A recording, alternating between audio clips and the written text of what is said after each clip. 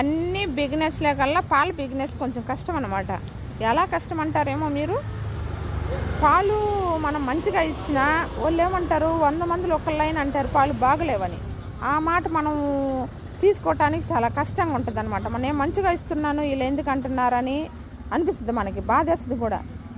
మనం పాలు బిజినెస్ పెంచుకోవాలంటే పాలు మంచిగా ఇస్తేనేగా పాలు మనకి ఎక్కువ పోతాయి, లేకపోతే పోవుగా.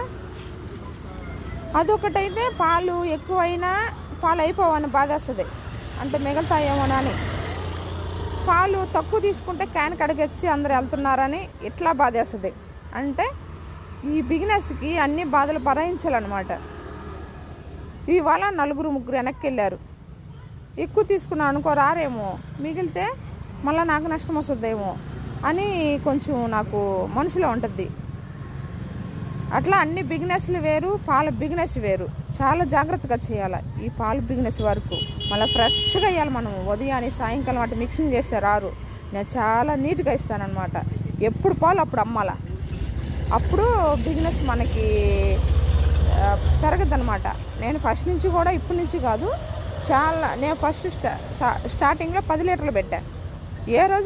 ఏ పూట పాలు ఆ పూట అమ్మేస్తాను అనమాట. మిగిలినా కూడా కాంచి తాగేసుకుంటాం మేము ఇంట్లో, లేదా టీ అంగడోళ్ళకి ఇచ్చేస్తా. వాసన అనేది నేను పొద్దున పాలు సాయంకాలం మిక్సింగ్ చేస్తే వాసన వస్తాయి. ఎవరైనా బిజినెస్ చేసే వాళ్ళు ఒకటి గుర్తుపెట్టుకోండి, పాల బిజినెస్ ఎప్పుడు పాలు అప్పుడు ఫ్రెష్గా ఇస్తేనే మనకు బిజినెస్ జరగద్ది. ఇవాళ మనం ఏడున్న వాళ్ళు వస్తున్నారంటే ఒక దగ్గర క్యాన్ పెట్టుకొని కూర్చుంటే వాళ్ళు వస్తున్నారంటే మన దగ్గర పాలు నీట్గా ఉన్నట్టు. అది గుర్తుపెట్టుకోండి ఎవరైనా. హాయ్.